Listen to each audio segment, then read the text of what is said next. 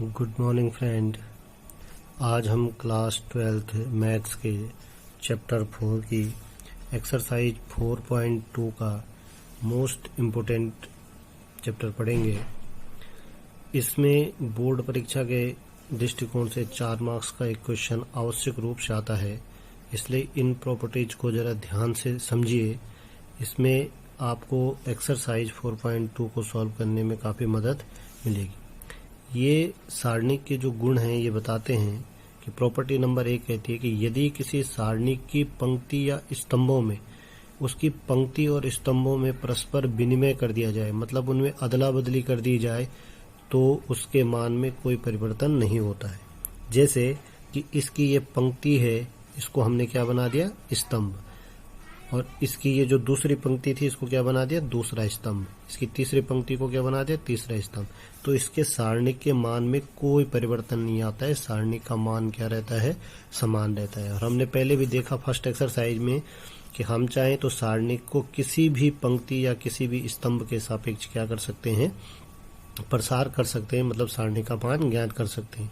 इसलिए ये property important है, इसको ध्यान रखें कि किसी भी पंक्ति को हम स्तंभ या स्तंभ को क्या बना दें, पंक्ति। अगर आप इसको शॉर्ट में याद रखना चाहते हैं कि यदि ए जैसा अवयव था, यदि हम इसका ट्रांसपोज निकाल दें, ट्रांसपोज मतलब परिवर्त, आपको समझ में आता था, परिवर्त निकाल दें, तो इसमें कोई मान में कोई परिवर्तन नहीं आएगा।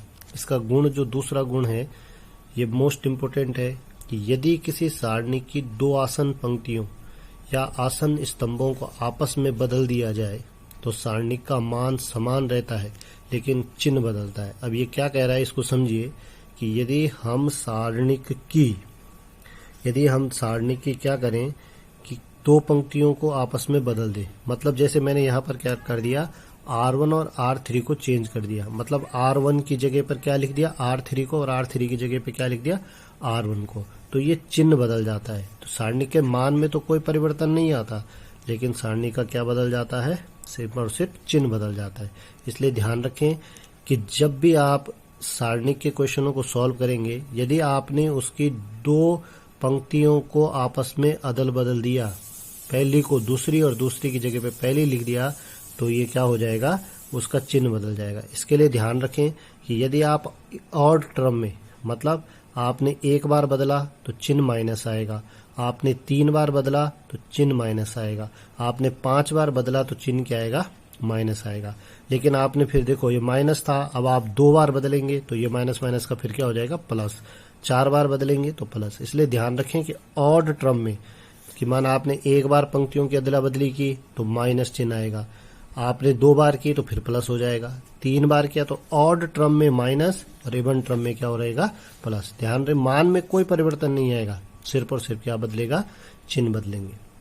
इसके बाद जो ये प्रॉपर्टी नंबर 3 है ये मोस्ट इम्पोर्टेंट है, सबसे इम्पोर्टेंट आपके 12th की दृष्टि से यही है कि यदि किसी सारणी की 2 पंक्ति या स्तंभ समान हो तो सारणी का मान क्या हो जाता है, 0 हो जाता है। इसमें क्या देखना है, इसमें हमें देखना है कि कहीं 2 पंक्ति समान तो नहीं है। जैसे यहाँ पर देखिए A1 B1 C1 ये दोनों पंक्तियां समान हो गई।